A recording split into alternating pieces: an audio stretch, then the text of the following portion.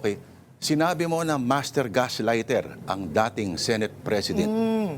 Ang gaslighting, mga kapatid, ay kumbaga, siya na may kasalanan, gagawa pa siya ng paraan na parang ikaw ang may kagagawan. Sa anong paraan siya na magaling mang-gaslight? Or for example, totoong may extrajudicial killings, but they will say wala. Yung 30,000 daw hinugot lang kung saan. Kasi si Senate President Alan Peter, before all of this recent brouhaha, noon pa siya gaslighter. In-interview pa siya internationally ni Mehdi Hassan, if I remember correctly. Nakain siya doon, nilamon siya ng buhay. Para daw tayo Singapore. Sa debate, di ba? Kasi yung mga police reports of extrajudicial killings, he was denying it. But it's factual na talagang may extrajudicial killings na inosente yung tao and yet pinapatay. Sasabihin niya hindi. That's gaslighting until now. So ako, I'm one of the strongest advocates against DDS, gaslighting. Kasi ang tagal na nating na pagdaanan yung panahon na yung katotohanan nakikita na natin and yet the government was saying another. So we were being gaslighted na tayo daw ang mali, ng advocates daw ang mali, human rights daw ang mali. Remember yung statement na we care about human lives, not human rights. My God, that is one of the biggest gaslighting. Very Orwellian, yung double speak. Double speak. Di ba na sinasabi nila they are for human lives when in fact they're killing human lives. They're destroying human lives. Ayaw din nila sa human rights. Ang mga human rights advocates daw ang against human lives. Very funny. Master gaslighter. Ganun pa rin ba ang conversation sa mga comment section sa social media hanggang ngayon?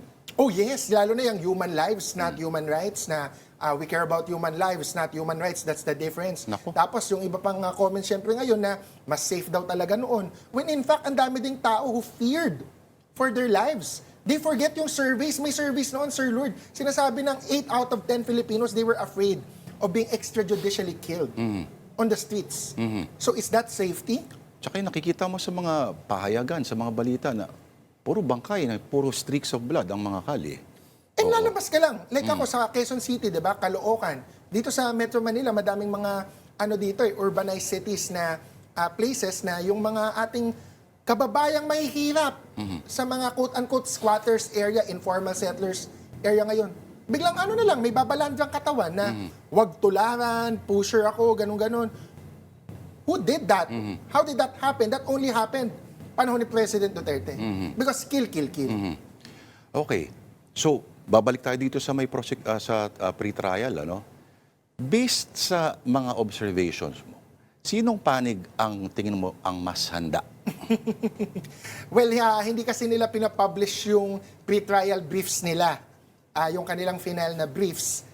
Briefs na legal sense, not any other brief. Wink, wink, wink. And then wala ding pre-trial conference na public, yung live, no? But I was privileged. Sa tingin mo dapat meron? I think so. But ako kasi I was privileged enough to see the pre-trial briefs. And anyway, nabalita na yan ng media ngayon. For example, nasa pre-trial brief yung pangalan ni Mary Grace Piatos, nandun yung ibang mga core witnesses like Sonny Trillanes, Ramil Madriaga. Ang hindi pa nga nabalita ng media na meron dong isang witness, nakapangalan talaga, hindi ko na lang sasabihin muna, na magko-corroborate daw sa testimony ni Ramil Madriaga.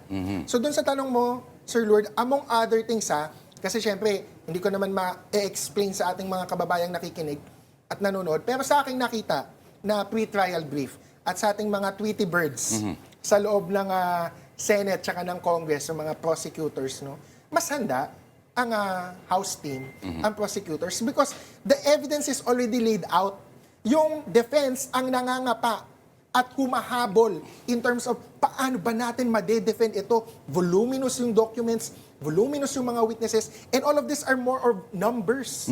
And numbers don't lie. Hindi naman siya puro Ramil Madriaga lang or Sonny Trillanes. These are hard numbers. So how can they explain that away? Yun yung kanilang kinakatakutan. Yung nakita ba natin nung sa nangyari mga hearing sa committee yung Justice Committee sa Kongreso, parang ganun ba ang parang foreshadowing nung mangyayari na makikita natin? Foreshadowing patikim kasi mas madami pa ang lalabas sa trial. The House has already indicated that they have more evidence, no? For example, si Kong Terry doon parang nadulas kasi nakwento niya na meron pang mga assets and properties si VP Sara na meron silang hawak.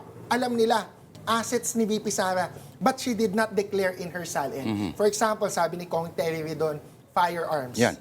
But they have more than that. They have more than that. Siyempre, hindi ko na i-disclose. But anong punto doon? Former Chief Justice Corona was impeached for wrongful or failure to declare all of his assets. It might not be criminal. Later kasi na-acquit siya dun sa isang criminal case, no? Yun yung sinasabi ng mga supporters niya. But ang point, in terms of impeachment, which is more administrative, Yes. which is more accountability mechanism, kung kayang i-impeach at patanggalin ang Chief Justice for failure to declare sa salin, lahat ng properties, including dollar accounts, why can't it apply to this current Vice President? Okay.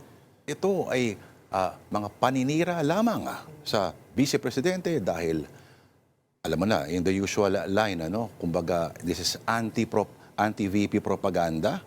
Pero, yung mga, halimbawa, kung ikaw barangay kagawad, paano, I'm sure may mga nagtatry makipag-debate sa'yo ng mga kabarangay mo of a certain political persuasion.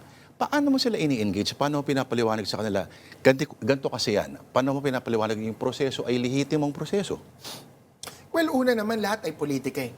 You know, being elected by itself is politics. Yung pagbuo ng Uniteam is politics. Yung pag-divorce nila as Uniteam is politics. So kahit sabihin, let's just say, let's admit, pamumulitika itong impeachment, so what? Eh, that's the essence of the Constitution. That's the essence of democracy. Bakit essence ng Constitution? Eh, nasa Constitution yung voting. Nasa Constitution yung democracy. And part of that is holding someone accountable. Kung may lumabas na ebidensya, kung wala namang ebidensya, walang impeachment eh. Kung talagang walang ebidensya, walang impeachment. Pero doon sa issue ng pamumulitika, we have to remember, ang sagot ko kasi dyan, we have to remember, nung lumabas yung pinakaunang ebidensya, that is the basis of the impeachment, one of the 4 articles. Ano to? Yung 125 million pesos in 11 days. Pero ngayon, hindi na lang 11 days, di ba? Hindi pala 11 days. Ganun. Magkakampi pa sila noon ni President Bongbong Marcos at Vice President Sara Duterte. Hindi pa kumpleto ang divorce ng Uniteam noon. Sino naglabas noon?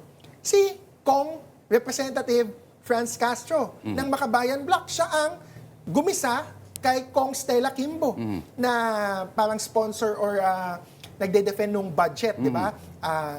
Or defending the next year's budget. So, in-examine niya ng Makabayan Bloc and from there, nag-unravel lahat. So, paano pamumulitika ito? Let's just say, politika ni BBM. That might be true. But it started out na magkakampi pa din sila and yet, lumabas lang yung ebidensya. So, kung may ebidensya kasi, kung umalingasaw yung baho mo, hindi na yun ma-ignore. Ano tayo? Bubulag-bulagan, tsaka hindi natin tinitingnan na nakita na natin na may COA report, may 125 million na ginastos in 11 days without proper justification. At yung iritasyon lang na, yung the sheer frivolity of kung hindi man lang totoo yung pangalang Mary Grace Piatos.